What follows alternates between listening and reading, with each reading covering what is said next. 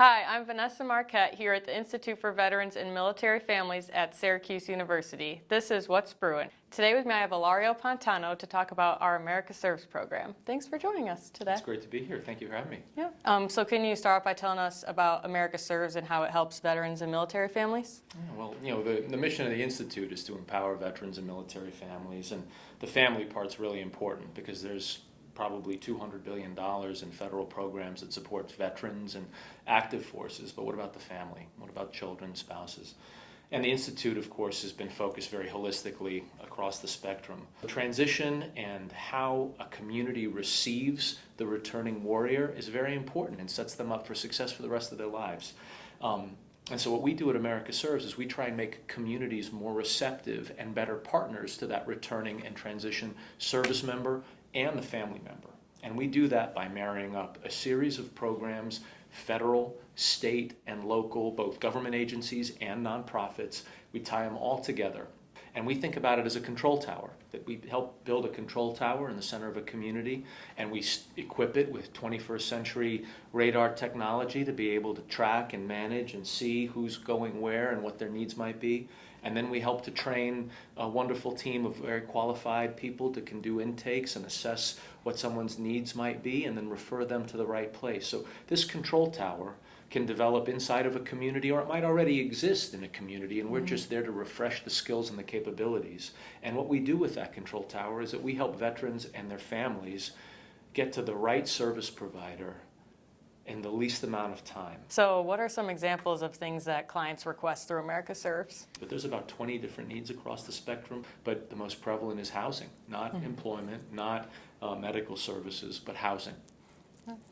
And then, so where are your programs located all over the country? Sure. Well, we're in 11 states and 17 different cities, and our programs, sometimes they're offered in partnership with other existing community programs. Sometimes they're programs that we go into a community and we build from whole cloth. But what we're really excited about is the way that communities have really received and embraced these efforts and made them their own. And a great example of that is in New York City. Vet Connect is now the City of New York's Division of Veteran Services, their instrument for taking care of veteran client needs. Well, that was born originally as a pilot, and then originally it was New York Serves, and it was being delivered by the IVMF and by our private funders that support our efforts. And the City of New York said, this is so wonderful and works so well, we want to make this our end-to-end solution for taking care of veterans and their families. The same kind of embrace by a community has happened across the state of North Carolina. So that's a 4-network spread across the state. And now the state has become a major supporter of that effort.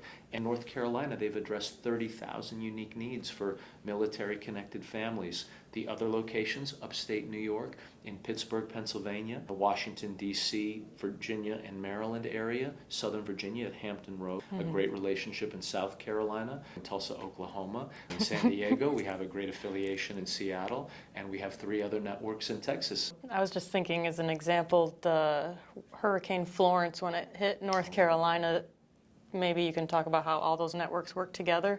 That's a great story. Well, disasters happen, and we've seen some level of support when Houston, for example, even was flooded, and some of the Texas networks were able to help. But North Carolina was the most pronounced. We have a network on the coast, as I mentioned earlier, in Jacksonville, and as Hurricane Florence approached, that network realized they needed to be evacuated. It was right in the eye of the storm.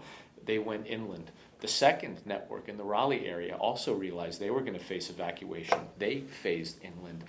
Our mountain network ultimately ended up picking up the slack, working with our Charlotte network. They were inland enough that they were able to provide care and services and coordination back to clients calling or using. And there's a number of ways to access the network. So this is a great point, that somebody could go to AmericaServes on their phone, and they could find a location given on the state that they're in, or ncserves.org points at the 4 North Carolina locations.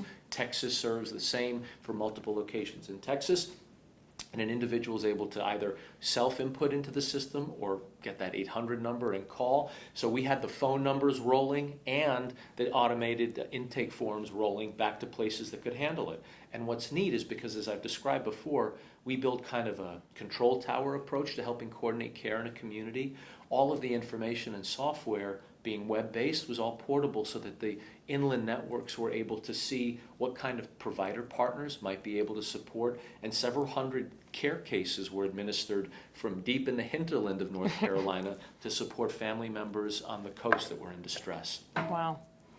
Well, thanks for joining us today. It's great to learn about AmericaServes. It's a pleasure. And that's what's brewing at the IVMF, in service to those who serve. Salute.